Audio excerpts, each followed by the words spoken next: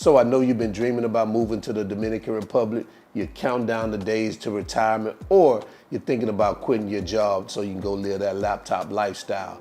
But every time you go to your YouTube feed to do some more research or continue research about the country that you want to go live in and start a new life, you come across these videos always talking negative about the country. It's almost like the go-to thing to do when you have a bad experience here. Just start bashing the country nonstop. It's almost like their idea of getting their lick back. And if you pay attention, there's a common theme to all these videos, but I'll let you figure that out. These videos are how you thinking this country is full of scammers, hustlers, and prostitutes. And I'm telling you here, that is far from the case. I've been living here 3 years now, and not once have I been scammed or hustled. So it can't be happening all the time. Now, do things happen here in DR? Of course they do. I'm not denying that. But what I see is when people come here to DR or any other foreign country, what they do is they kind of let their guard down.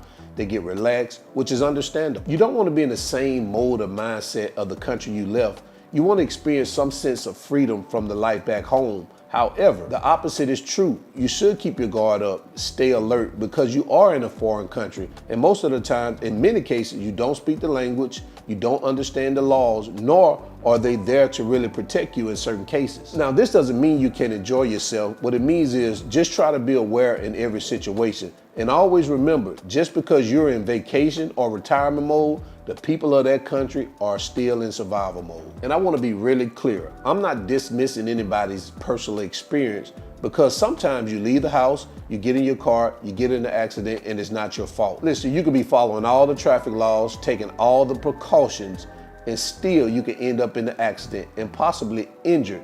And even though you wore your seatbelt, but that's just life. Shit happens. But for some of the stories I hear, these people are literally crash dummies. They're getting in their car with the sole intentions of crashing out because they're not paying attention to any of the signs. They act like they don't hear the squeaky wheel on the passenger side. They're overlooking that the engine light is on. They act like they don't smell the oil leaking. They're overlooking all the miles on the car. But just because it's a shiny new Benz, they get in that car, they crank it up, and halfway down the highway, the car falls apart. And what do? They blame the car and absolve themselves of any accountability. So now, is the Dominican Republic bad? Personally, I don't think so. I think it's like any other place. It is what you make it. The same precautions you take anywhere else, you should take those same precautions here. I wanted to make this video because I wanted to bring some type of balance to the conversation about Dominican Republic, especially for guys who look like me, who are looking for a new experience and maybe even a new relationship, but is unsure because of all the garbage they see online about the country. The online conversation about Dominican Republic has been one-sided for way too long. I've sat back, I've listened, trying to understand, but at some point you have to really wonder, is it all on the people of the country, or is it the expectation of the foreigners, or is it a combination of both? My grandmama always said, you play with a puppy, he'll lick you in the mouth. For everyone with a bad experience, there are many more with good experience. But we never hear from those people. And not because they don't exist, it's because they're not disgruntled about their situation where they feel they have to go out and tell the world about it. Let's face it, not every place is for everyone, and that's fine.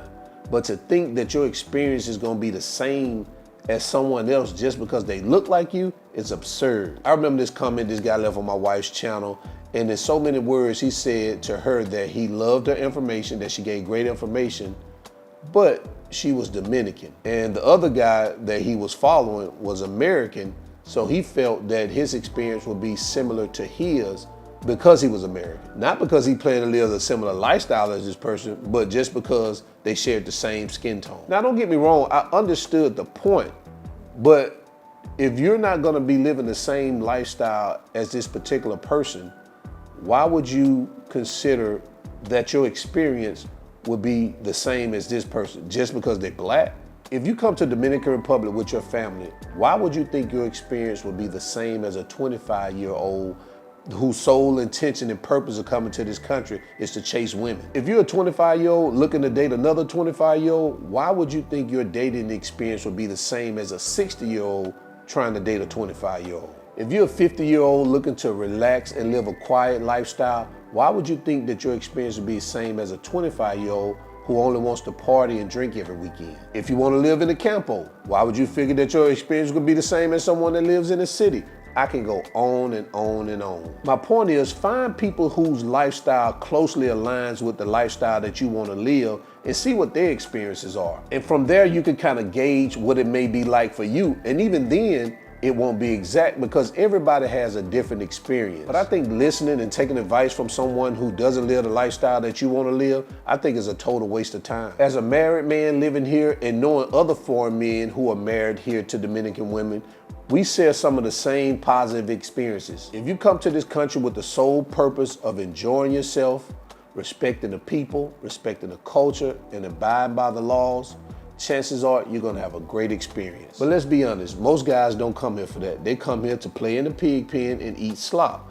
And when they get mud slung on them, then it's the country's fault. Millions of Dominicans enjoy themselves every day of the week, partying, socializing, drinking, hanging out with their family, and they go home. Why is it that you end up with the police at your Airbnb on day 3 of your trip, or some woman that stole some money out your pants while you're sleeping? I know why. It's the pig pen mentality. I know there's gonna be some people out there saying, why are you depolicing? Why are you depolicing? Nah, I ain't depolicing. All I'm saying is, if you play in the mud, expect to get dirty and take it on the chin and shut up. That's the vacation you chose. I tell my wife all the time, if YouTube had been big when I met her, I would be skeptical of her family, and this country based on these YouTube videos I see. But honestly, my experience has been the total opposite. So that's it for me. If you have DR on your list, don't let anyone scare you from giving it a try because of their bad experience. Remember, that's their experience. You don't know all the details. Take it at face value and focus on the life you want to create in whatever country you choose. So remember, keep your goals at the forefront of your mind. Always live in the present because that's the only way you can live your best life. I'm out. Je begon aan mijn best life, yeah. Je begon aan mijn best life, yeah.